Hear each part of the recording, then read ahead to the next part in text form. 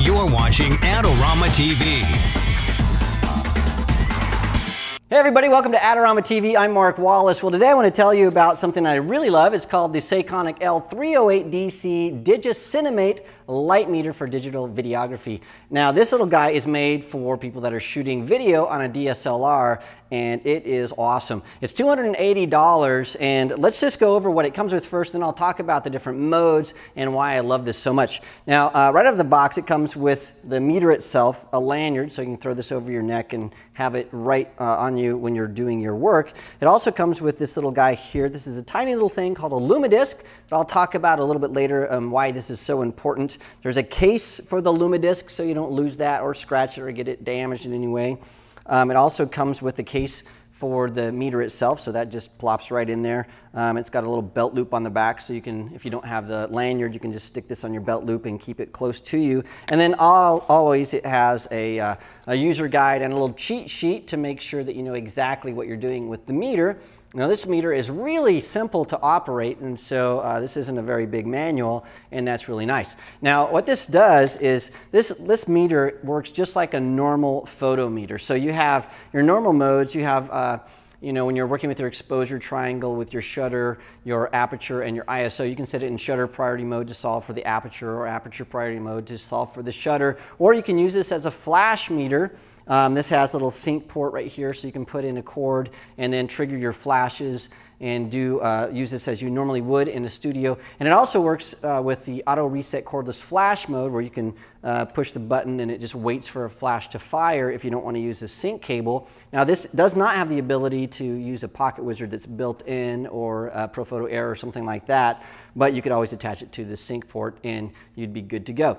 Now, the thing that really makes this stand apart from other meters, though, is that it has these two Cinemodes that really work great. Now, the first one is called HD Cinemode, and that is for people that are working with a DSLR camera to shoot video. And in that mode, what you do is you'll set your ISO the same as your camera, you'll set your shutter speed the same as your camera, and you'll set your frames per second the same as your camera, and the meter is going to tell you what your aperture value should be. And so it's really nice. Just click this and it's going to say, okay, it's 7.1 or 2.8 or whatever it is. And that is really going to save you a lot of time. Now, I took this into our studio and did a lot of testing with a bunch of different DSLR cameras that shoot video, and found that it was extremely fast to get correct meter readings, and that the exposure values were rock solid every single time on a bunch of different cameras, makes, models, and brands. So it's really, really nice.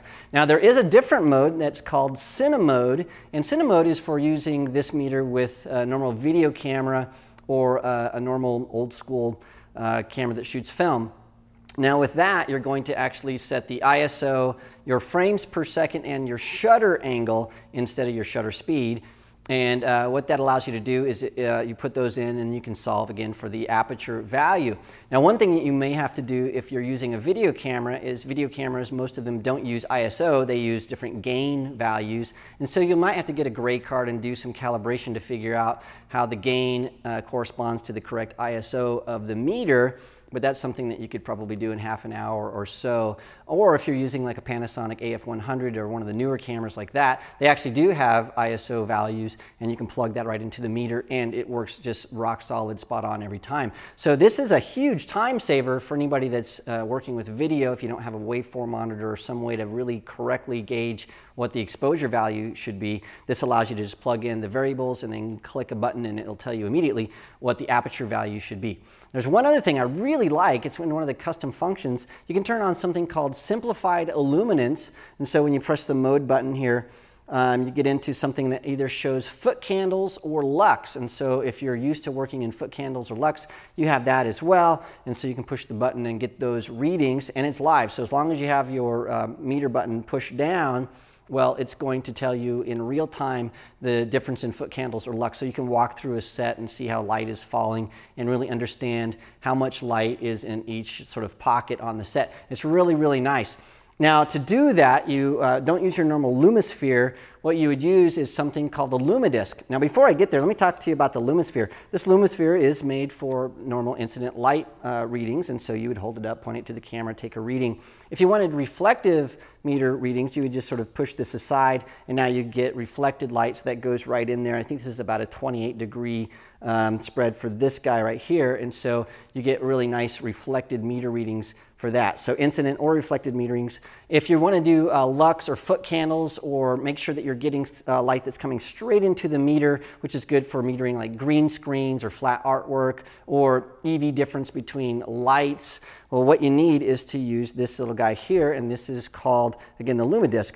Now the Lumidisc just sort of pops right on here, and that restricts the light. Instead of getting 180 degrees, it comes light straight in. And so then you can make sure that your green screen is illuminated consistently across, or you can check the different meter readings on lights to figure out the exposure value difference. And so that's really nice. Now the other cool thing about this, disc right here is when you take this off, there's actually a little case that comes with this whole kit. And so when you put this in here, it's going to make sure that your Lumidisc doesn't get damaged, and it's going to keep it nice and clean. And so that's really nice. So that's what that little case is right there.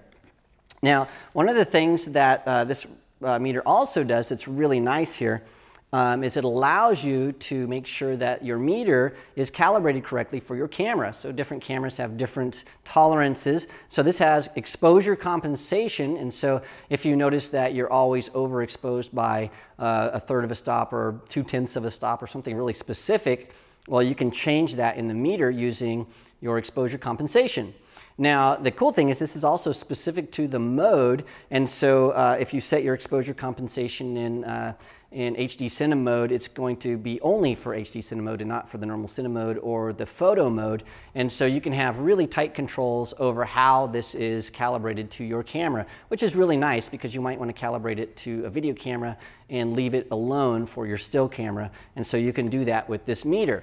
Now, one of the things that this does not have that other Sekonic meters like the L358 and the L758 meters have is an automatic delta EV mode. In other words, to figure out the different exposure values between readings. Now, you can still do that. You can take different readings using the disc and say, what does this light read and what does this light read?